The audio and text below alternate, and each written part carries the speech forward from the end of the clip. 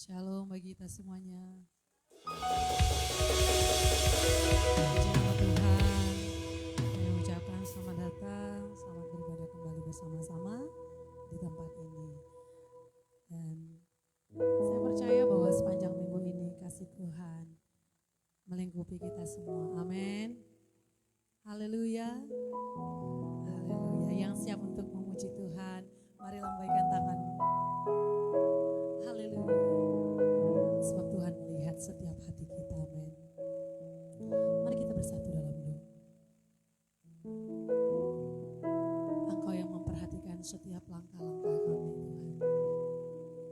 Engkau yang memperhatikan setiap sisi kehidupan kami. Kami percaya bahwa Engkau yang selalu ada menemani kami. Hidup kami, Tuhan, ingin kami persembahkan kepadamu. Sebab Engkau Tuhan yang baik, Tuhan yang mengasihi kami dan setia selama-lamanya. Terima kasih Tuhan Yesus. Engkau memberkati setiap teman-temanmu yang ada saat ini. Engkau memberkati mereka juga yang dalam perjalanan. Dan kami merindukan Tuhan. Kami boleh dipenuhi oleh kemuliaan-Mu. Dan kami boleh merasakan hadir-Mu ya Tuhan. Kami diubahkan. Sesuatu terjadi ketika kami datang membawa hidup kami di hadapan Tuhan.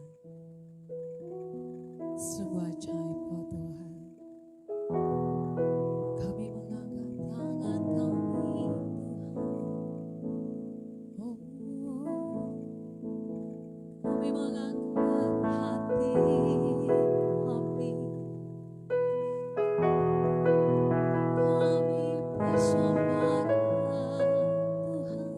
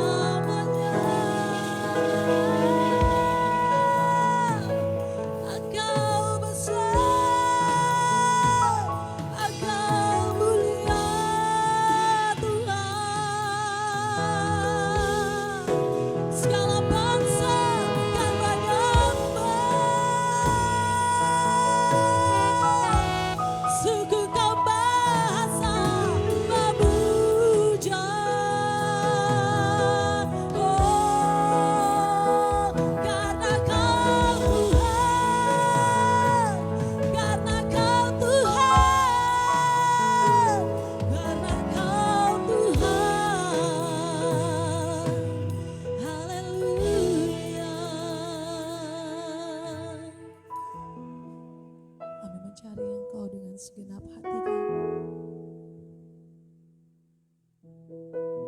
Mari bersama-sama.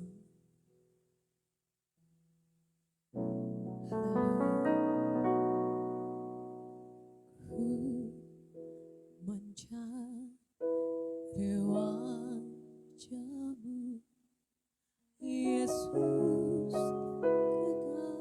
kekasihku. Bukan karena apa yang Kau buat, tapi karena cinta-Mu.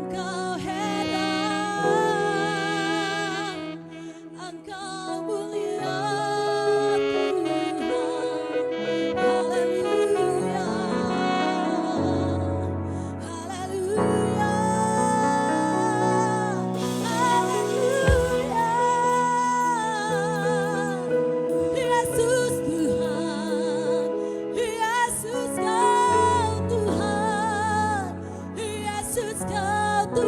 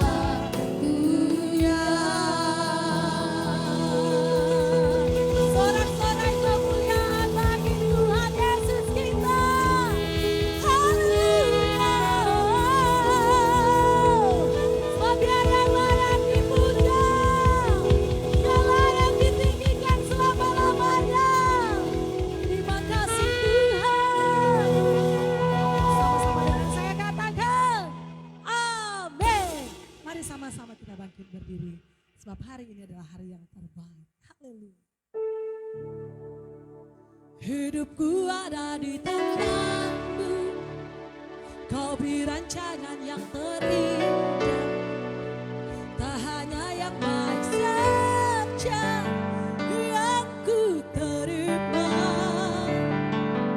Walau tubuhku dirembukan, walau jiwaku tergoyahkan, pujaanku takkan terhentikan, rohmu yang memberi penghiburan. Akan ku salibmu, syukur kasih setiamu, ku bertahan, tak buatku teguhkan imanku. Ku mau tetap bersyukur, senantiasa bersyukur, segala yang ku alami, biar kehendakmu terjadi. Ku mau tetap bersyukur, senantiasa bersyukur, hatiku kan bersuka, sebab hari ini hari yang terbaik.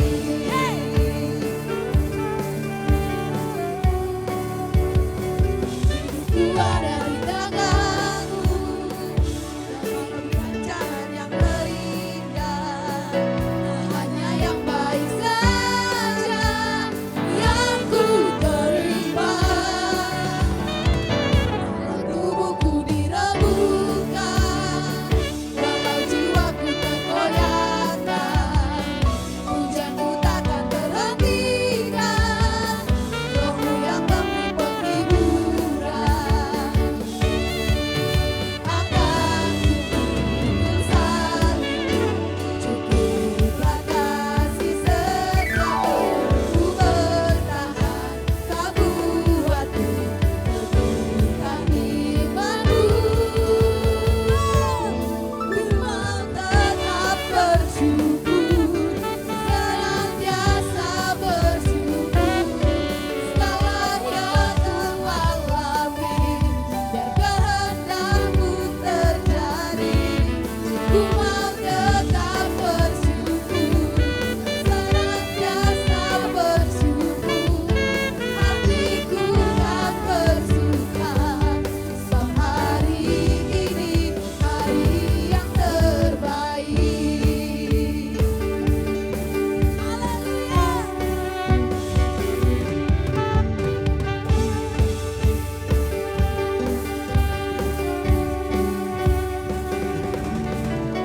Akan ku pikul salibmu, cukuplah kasih setiamu, ku bertahan, tak buatku teguhkan imanku. Akan ku pikul salibmu, cukuplah kasih setiamu, ku bertahan, tak buatku teguhkan imanku.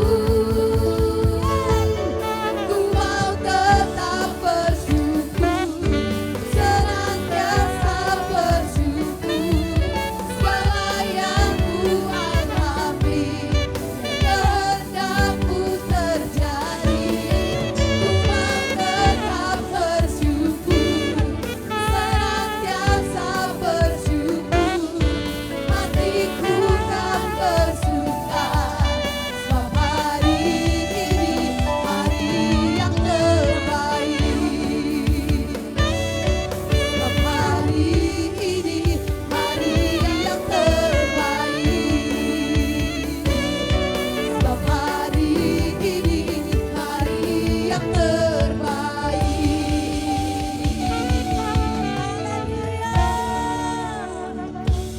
Sebab hari inilah hari untuk kita boleh bersukacita dalam Tuhan. Haleluya.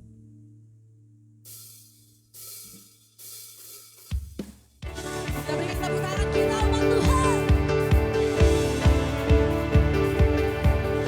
Bersukacita dalam pengorbanan Tuhan. Haleluya.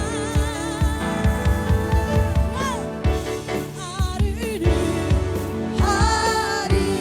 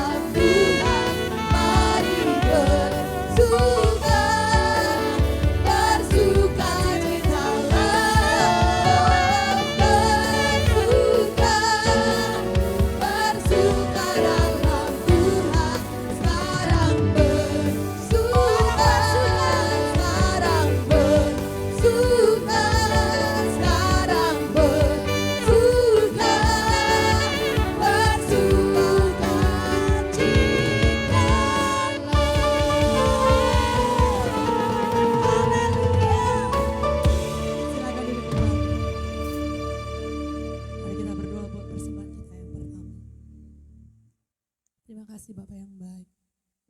Kami mengalami sukacita di dalam Engkau Tuhan. Kami pun akan memberi dengan hati yang penuh dengan sukacita di dalam Kristus Yesus Tuhan. Terpujilah Engkau Tuhan. Haleluya. Amin.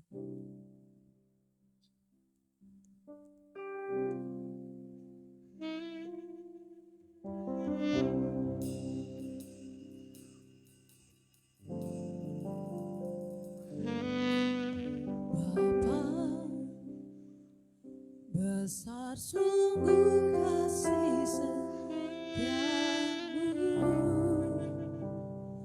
nyata sungguh perlindunganmu, tak satu kuasa mampu besarkan dagu dari kasih-Mu.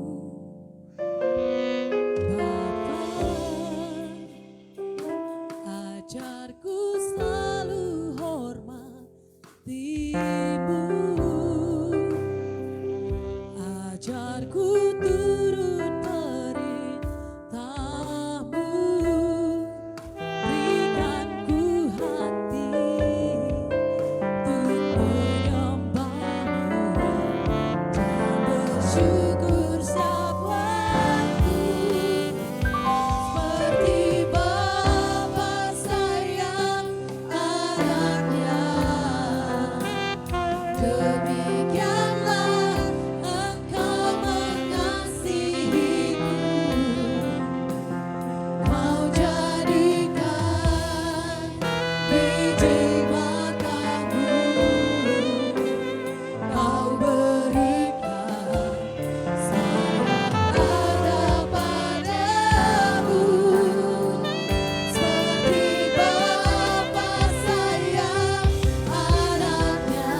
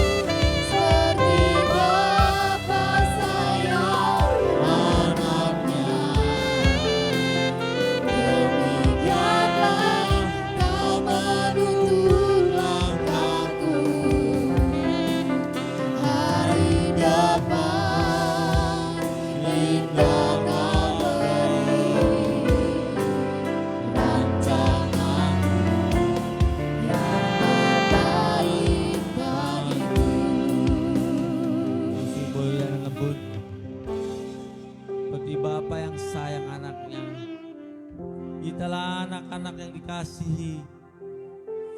Dia rela meninggalkan kerajaan sorga menjadi manusia agar kita umat manusia bisa ditebus dari segala dosa, diangkat dari maut, dipindahkan kerajaan surga semua oleh karena kasih-Nya. Syair penyembahan ini menyatakan, ajari kami menghormati-Mu. Benar Dia mengasihi kita, tapi kita juga harus tetap belajar menghormatinya, menghormati hadiratnya, menghormati akan apa semua yang diberikan pada kita, biar kita gunakan, kita kembalikan untuk pekerjaan Tuhan, kemuliaan namanya. Ampuni dosa-dosa kami yang kurang menghormati-Mu. Ajari kami terus untuk menghormati hadirat-Mu. Seperti Bapa sayang anaknya. Terima kasih Engkau menyayangi kami, Engkau mengasihi kami.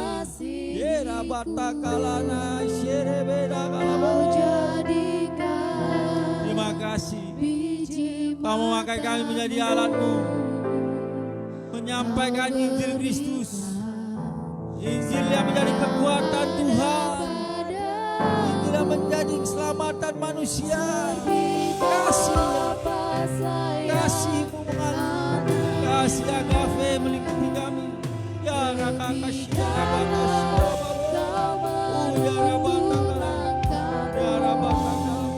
ya Adonai, tangan Tuhan yang memulihkan yang sakit, menghibur yang sedang bersedih, menguatkan iman yang sedang lemah. Roh Kudus terus berjalan bersama kami. Yes. Bapa sayang anaknya, datanglah kerajaan-Mu, jadilah kehendak-Mu di tempat ini, seperti di Semai. Damai-Mu, sukacita-Mu tercurah atas kami. Amin, amin. Bapa sayang anaknya, berikanlah tak menunggu langkahku, hari depan indah Kau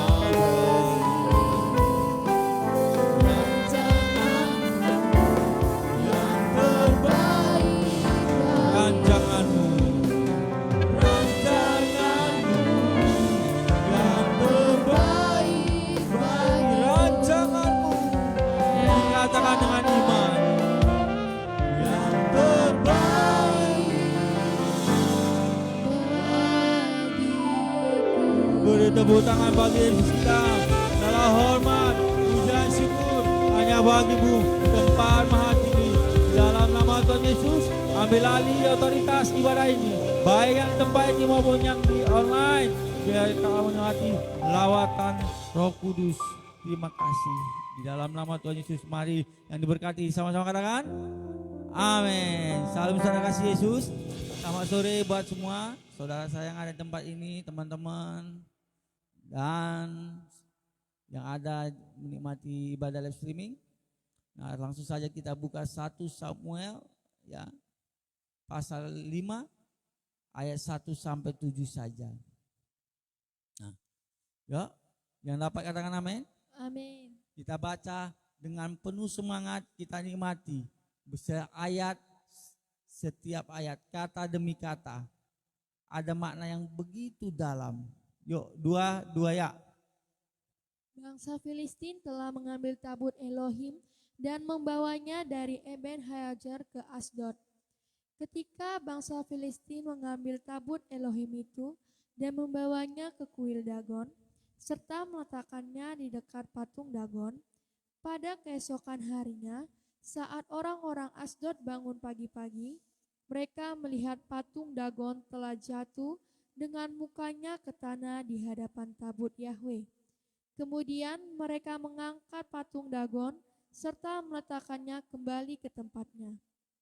Ketika mereka bangun pagi-pagi sekali pada keesokan harinya, mereka melihat patung Dagon telah terjatuh kembali dengan mukanya ke tanah di hadapan tabut Yahweh, kepala Dagon, serta kedua telapak tangannya telah terputus dan tergeletak di ambang pintu. Hanya bagian tubuhnya yang tertinggal padanya. Itulah sebabnya imam-imam Dagon dan semua orang yang datang ke dalam kuilnya tidak datang melangkah di ambang pintu kuil Dagon di Asdod sampai hari ini. Tangan Elohim menekan berat orang-orang Asdod. Dia melemahkan mereka, serta menghajar mereka dengan penyakit-penyakit tumor, baik kota Asdod maupun wilayah-wilayah kekuasaannya.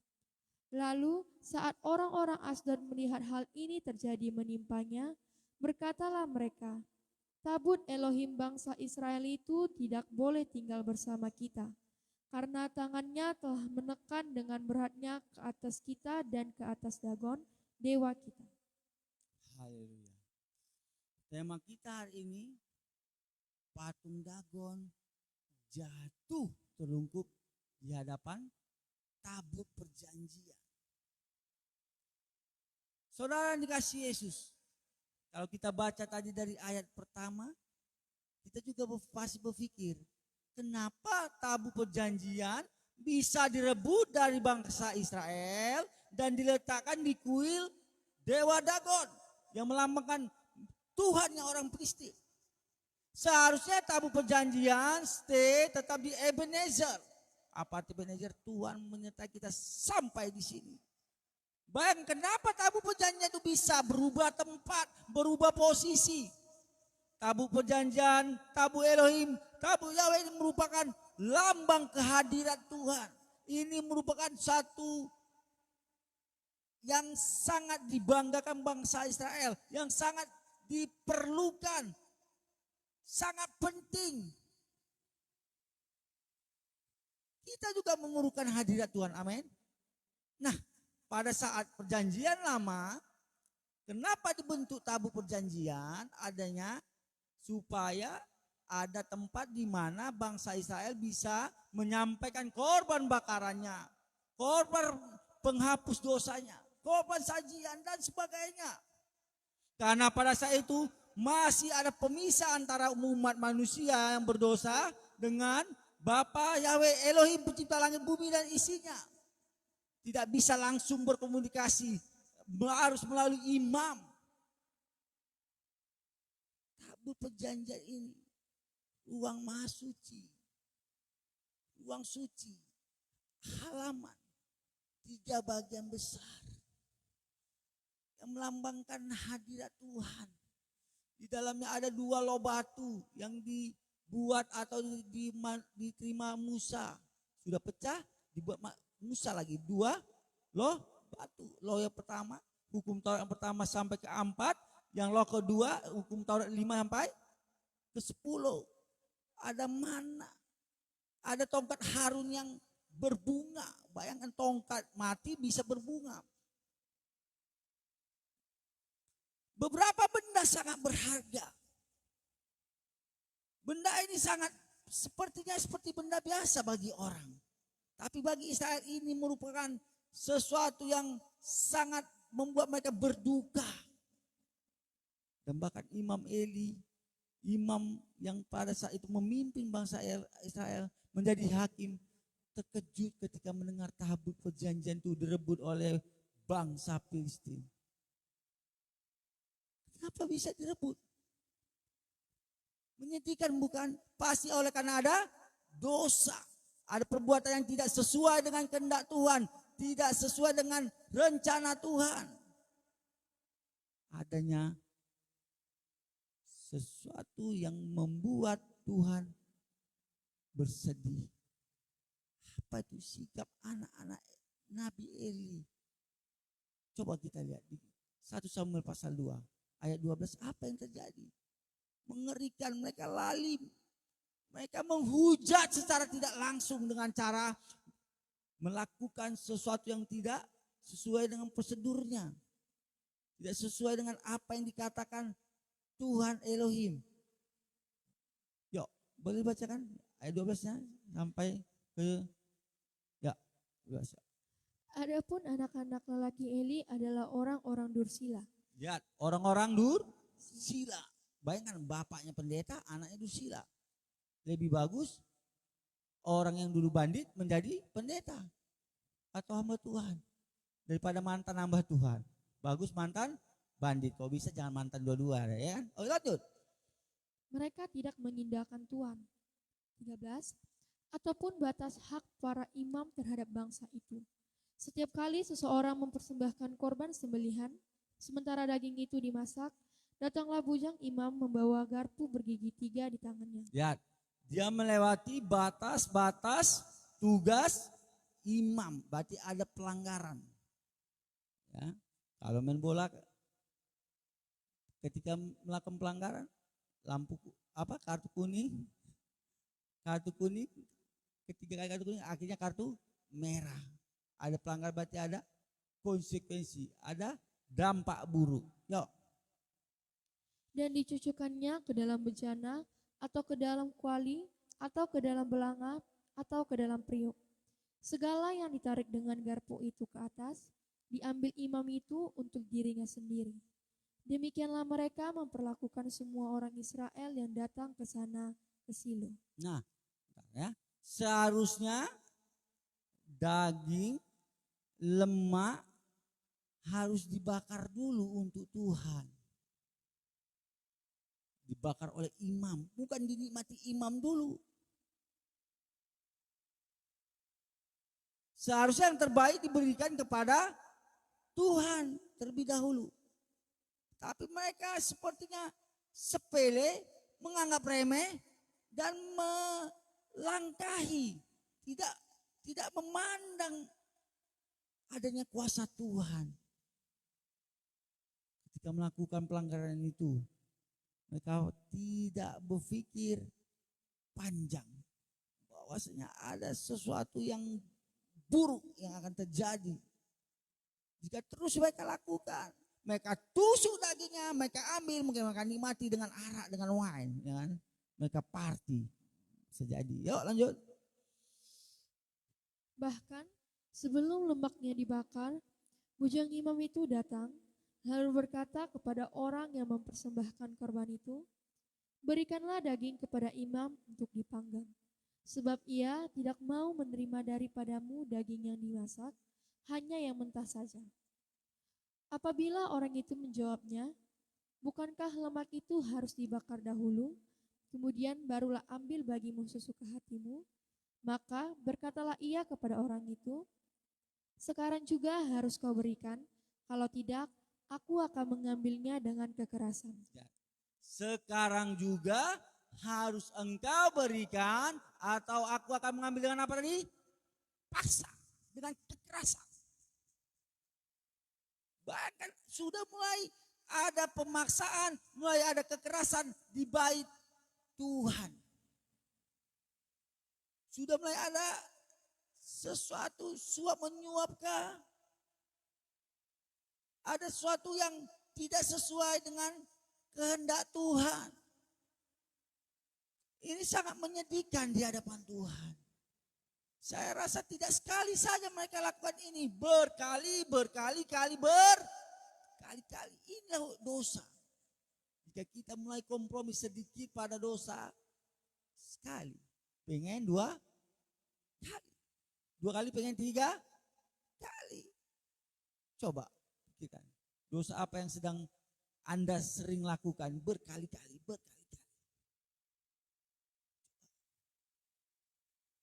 Kita memerlukan Tuhan, benar, yes.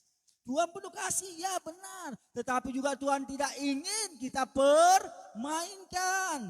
Seperti anak-anak Imam Eli, Obnias. Mereka seakan-akan begini loh. Prioritaskan kami, utamakan kami dulu. Kasih kami dulu jemaat Tuhan. Kepada kami daging-daging yang lemak-lemak yang enak-enak itu. Baru kasih sama Tuhan. Bayangkan. Seharusnya lebih prioritas memberi persembahan yang terbaik kepada Tuhan pencipta langit, bumi dan isinya. Bukan pada pendeta. Haleluya. Memberi yang terbaik pada siapa? Sama doi. Oh, aku sudah memberikan terbaik padanya, Pak. Seluruhku berikan cintaku, hatiku. Tapi aku ditinggalkannya, dia mendua, mentiga. Iya, manusia begitu. Kalau yang setia itu hanya Bapak kita di surga yang percaya, katakan amin. Tapi ada juga lagu mantan gubernur Jawa Timur. Tidak semua laki-laki bersalah padamu, kan? Gak semua laki-laki itu bandot. Ada juga yang domba, gak selalu kambing bandot. Tidak semua perempuan itu playgal, ya. Ada juga wanita yang setia. Kalau mau jumpa wanita yang setia, jangan di tempat hiburan, jangan di karaoke, diskoti, di tempat-tempat. Kalau rata-rata wanita setia pasti berada di mana? Di gereja kebanyakan. Pasti, meskipun ya tidak 100% deh. Ya kan? Semua harus diuji. Nah, lanjut baca. Ya. Dengan demikian, sangat besarlah dosa kedua orang muda itu di hadapan Tuhan, sebab mereka memandang rendah korban untuk Tuhan. Sangat besar dosanya. Karena mereka memandang rendah apa yang akan dipersembahkan kepada Tuhan. Dosa, sesuatu yang tidak sesuai dengan rencana Tuhan. Dosa bisa juga tidak sesuai dengan, tidak di dalam koridor, tidak di dalam kehendak Tuhan. Para basis. Dosa ini membuat kita terpisah dari Tuhan. Dosa ini bisa mengakibatkan orang maut akan didapatinya. Dosa ini akan menjauhkan kita dari rezeki kita. Bisnis kita juga bisa rusak oleh karena dosa. Makanya kalau laki-laki, ujian terbesarnya bukan waktu susah. Gimana ujian terbesar laki-laki? Abang-abang? Waktu banyak duit, ya kan? Tambah rumah boleh, tambah mobil boleh, tambah handphone boleh, asal jangan tambah istri. Ya. Ujian terbesar wanita di mana?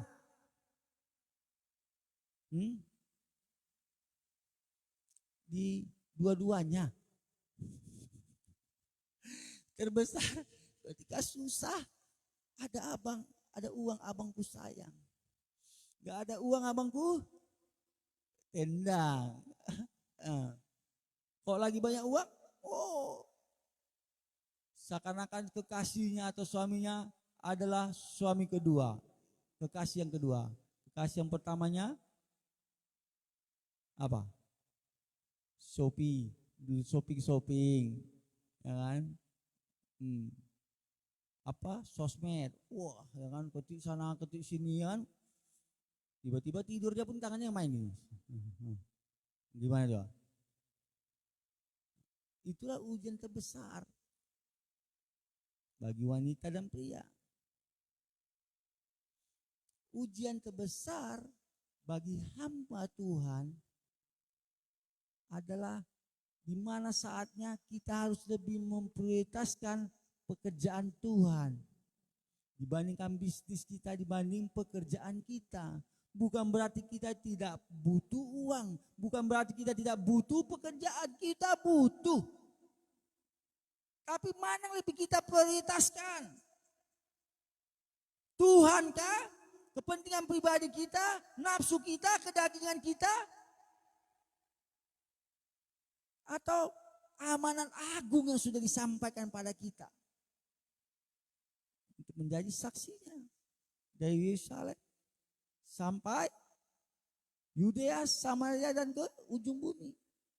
Tugas kita menjadi saksi buat keluarga kita, mendoakannya, mengajak teman kita beribadah. Keluarga kita, tetangga kita yang tidak seiman, dan kau akan bisa juga dipakai sampai ke ujung bumi. Mana yang lebih kita prioritaskan? Menghormati Tuhan dan mengingat hari Sabat, menguduskannya, menyembah, memujinya, membaca firman Tuhan, berdoa, atau nongki-nongki. Atau lagi minum kopi di bar lain ya, alkohol rata-rata ya. Minum kopi di coffee shop ya, di tempat-tempat enak, bukan salah. Tapi janganlah pula kita lebih utamakan itu di hari Minggu, di hari Sabtu. Haleluya. Inilah kesalahan dosa yang dilakukan Omni dan Phineas. Mereka melakukan ini berulang-ulang kali. Dan beberapa teolog mengatakan bukan hanya itu dosanya. Pekerja-pekerja yang ada di bait suci ditidurinya. Mereka berzina. Makanya dosanya tidak terampuni lagi. Terlalu sepele mereka. Terlalu anggap remeh akan kekudusan Tuhan. Yang berhubungan dengan imam adalah Bapa Yahweh Elohim yang maha kudus. Makanya berhati-hati kita ketika kita mau naik mimbar atau pelayanan di mana-mana. Kita harus tetap menjaga kekudusan. Haleluya. Jadi yang terjadi tabut perjanjian tidak ada lagi di Ebenezer. Oleh karena dosa-dosa anak Imam Eli dan bangsa Israel berpindah.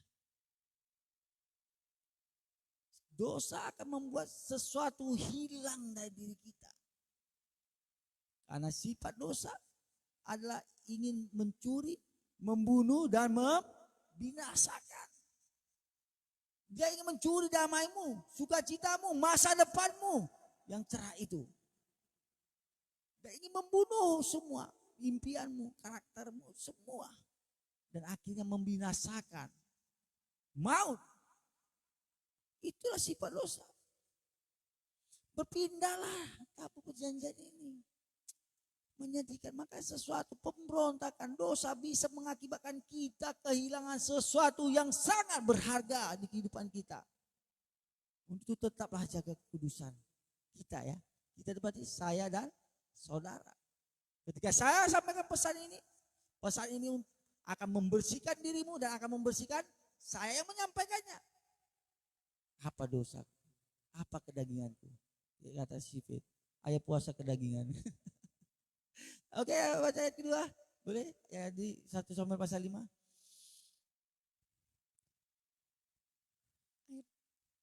Ya.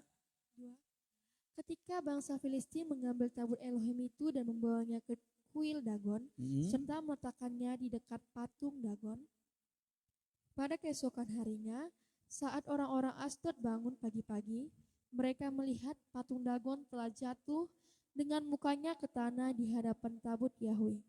Kemudian mereka mengangkat patung Dagon serta meletakkannya kembali ke tempatnya. Perhatikan saudaraku. Patung Dagon, boleh tunjukkan miniat apanya? Saudara, patung Dagon ini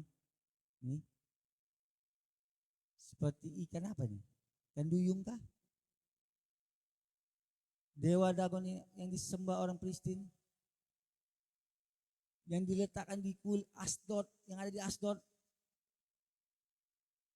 Kenapa dewa itu disembah mereka? Seperti ikan. Mereka yang banyak memang rata-rata adalah nelayan pekerjaannya. Penghasilannya menangkap ikan. Jadi mereka menganggap Dagon adalah dewa keberuntungan. Yang membuat mereka lebih sehat, lebih diberkati. Seakan-akan begitulah. Sifat iblis gitu. Memberkati, menyembuhkan, tapi menginginkan jiwamu. Seperti yang kita pelajari minggu lalu. Ingin membawa kau maut seperti yang kau banyak rezeki. Seperti yang kau sehat jika engkau berobat di dukun.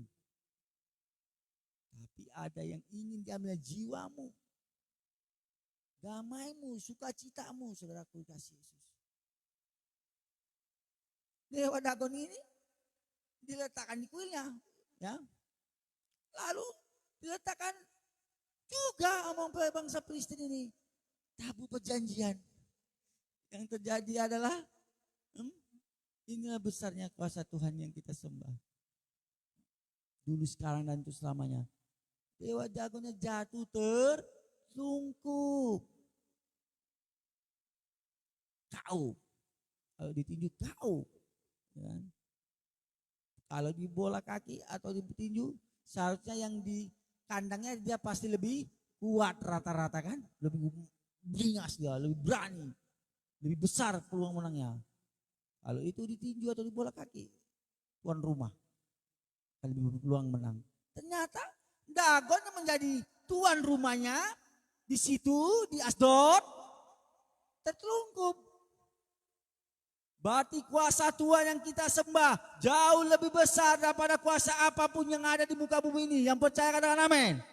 Kuasanya jauh lebih besar. Tabut perjanjian melambangkan hadirat Tuhan.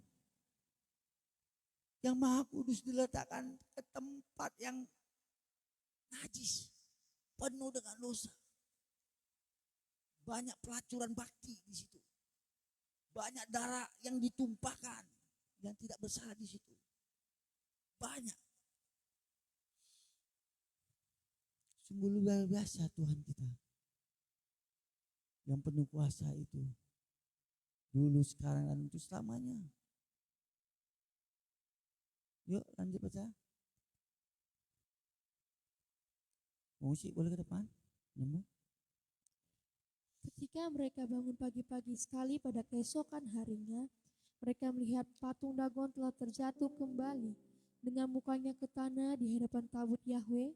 Kepala Dagon serta kedua telapak tangannya telah terputus dan tergeletak di ambang pintu. Hanya bagian tubuhnya yang tertinggal padanya. Itulah sebabnya imam-imam Dagon dan semua orang yang datang ke dalam kuilnya tidak datang melangkah di ambang pintu kuil Dagon di Asdod sampai hari ini. Tangan Elohim menekan berat orang-orang Asdod. Dia melemahkan mereka serta menghajar mereka dengan penyakit-penyakit tumor, baik kota Asdod maupun wilayah-wilayah kekuasaannya. Lihat, tangan Elohim menekan orang-orang yang di Asdod. Mereka berani sekali membawa tabut perjanjian dan diletakkan di tempat yang tidak semestinya. Daerahnya tidak layak. Tidak sesuai dengan rencana Tuhan. Yang terjadi adalah mereka ditimpa sakit penyakit. Tumor lah, tikus yang memakan gandum mereka, semua hama dan sebagainya, penyakit bisul dan sebagainya menimpa orang-orang yang ada di Asdod. Gempar, kacau mereka. Mereka betul-betul melihat begitu besarnya tangan Tuhan. Mereka saling menyalahkan sesama bangsa mereka. Kenapa kalian bawa tabut perjanjian itu kemari? Bukankah tangan Tuhan mereka yang memberi 10 tulah di Mesir? Mereka semakin gentar-getir melihat kuasa Tuhan Israel yang dahsyat. Bagi orang yang pemberontak, bagi orang yang berdosa.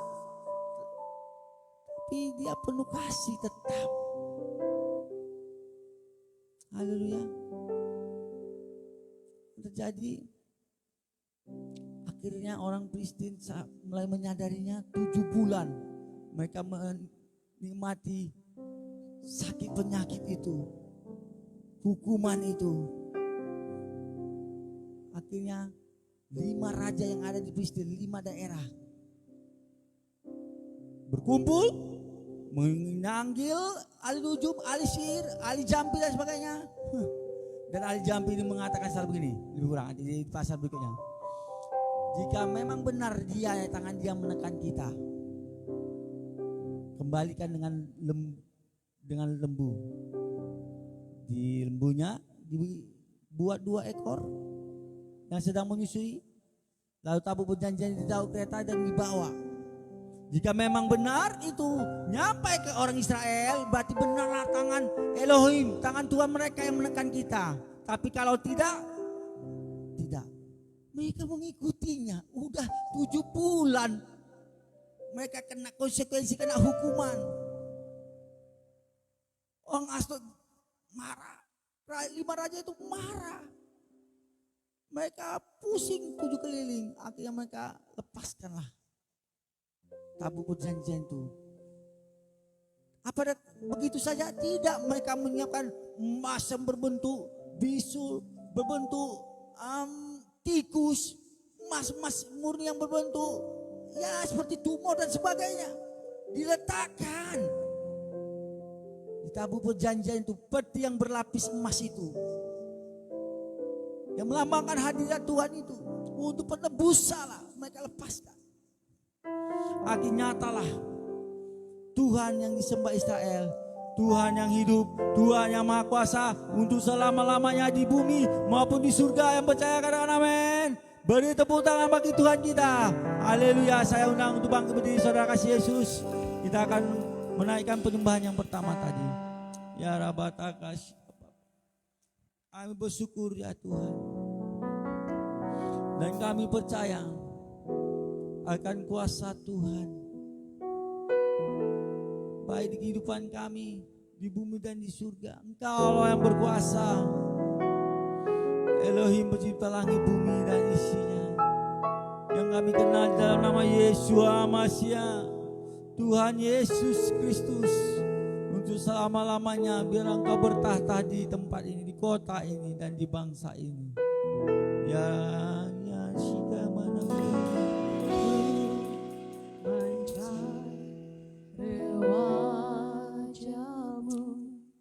Bapa kita di surga sangat senang dengan penyembahan yang kita naikkan dari hati kita.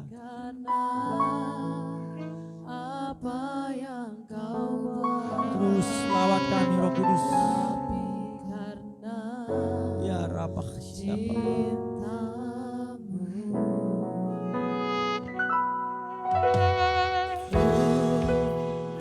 Ada pertolongan yang tepat waktu dari Semaim, dari kerajaan surga. Mari kita tetap terus menghormati hadirat Tuhan, menghormati kekudusannya, memprioritaskan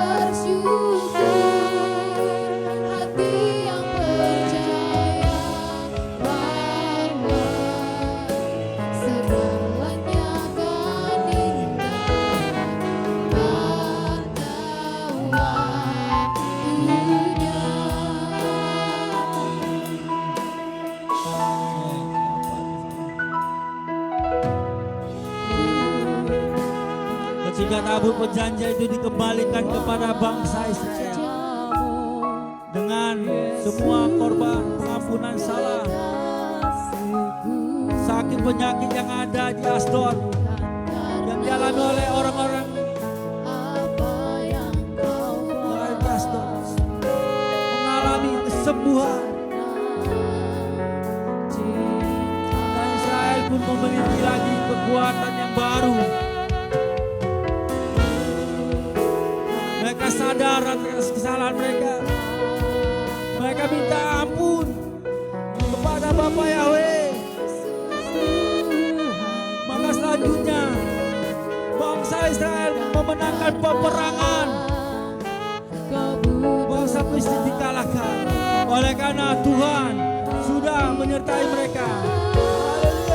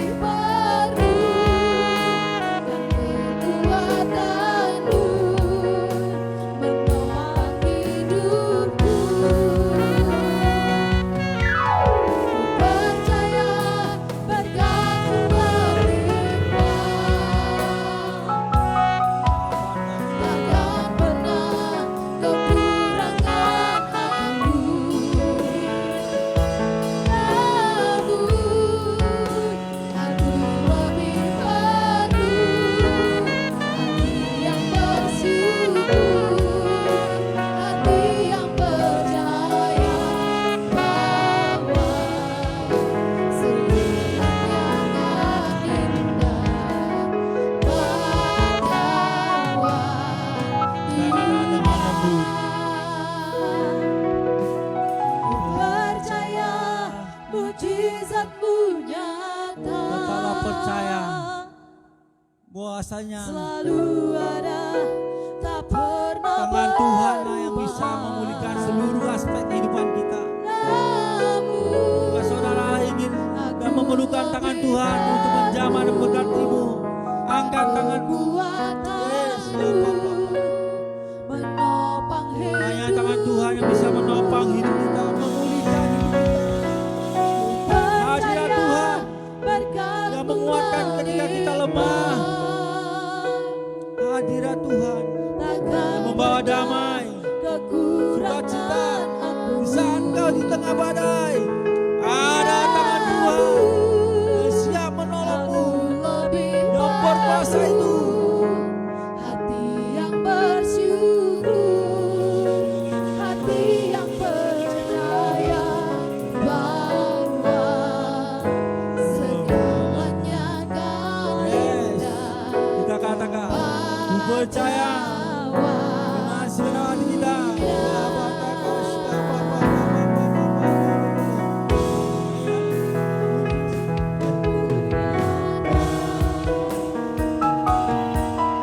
Selalu ada, tak pernah berubah. Namun aku lebih perlu kekuatan-Mu menopang hidupku. Ku percaya berkat-Mu Terima kasih atas berkat-Mu yang melimpah yang Kau curahkan bagi kami semua. Jangan pernah kekurangan aku. Namun aku lebih perlu hati yang bersyukur, hati yang percaya bahwa Lagi kita katakan dengan segenap hati kita.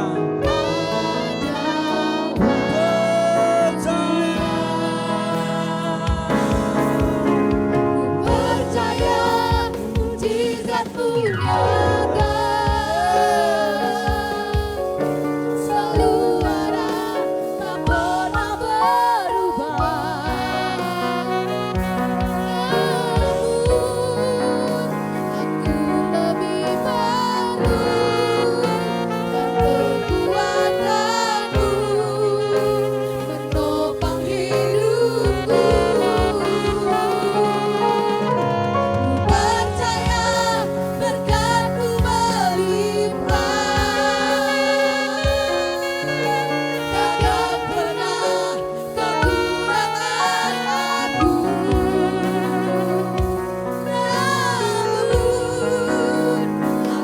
lebih perlu hati yang bersyukur, hati yang percaya bahwa segalanya akan indah pada waktunya.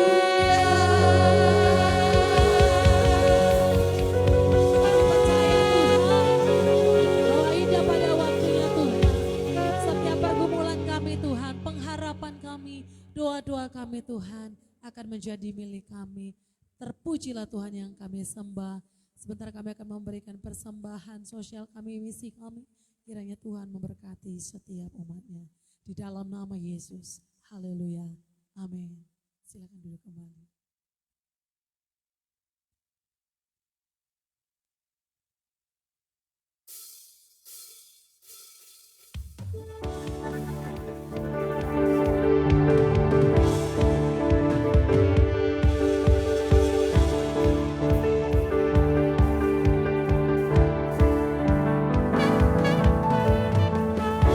Hari ini, hari yang telah bicara.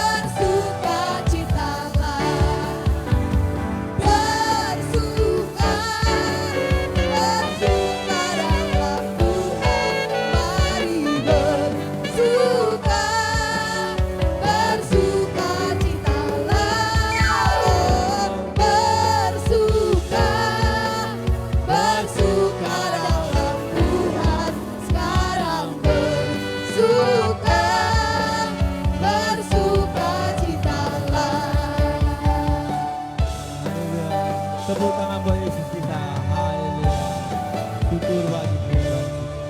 Anaknya kita bawa kita dasarkan amin. Mari kita berdoa doa yang diajarkan Tuhan Yesus pada murid-muridnya. Bapa kami yang di surga, dikuduskanlah namamu, datanglah kerajaanmu, jadilah kehendakmu di bumi seperti di surga. Berikanlah kami pada hari ini makanan kami yang secukupnya, dan ampunilah kesalahan kami, seperti kami juga mengampuni orang yang bersalah pada kami. Dan janganlah membawa kami ke dalam pencobaan, tetapi lepaskanlah kami daripada yang jahat. Karena Engkau yang punya kerajaan dan kuasa dan kemuliaan sampai selama-lamanya. Arahkan pandanganmu dan bukalah hatimu buat Bapa di surga. Kasih karunia dari Bapa Yahweh, Bapa yang berkuasa di bumi di surga, dan hidup yang penuh kelimpahan yang dianugerahkan Yesua Masiah, dan bahkan kuat kuasa Roh Kudus yang melampaui segala akal, damai sejahteranya dan sukacitanya ada di kehidupan kita mulai hari ini sampai Maranatha Tuhan Yesus Kristus datang kali yang kedua menjemput kita yang percaya sama-sama katakan amin.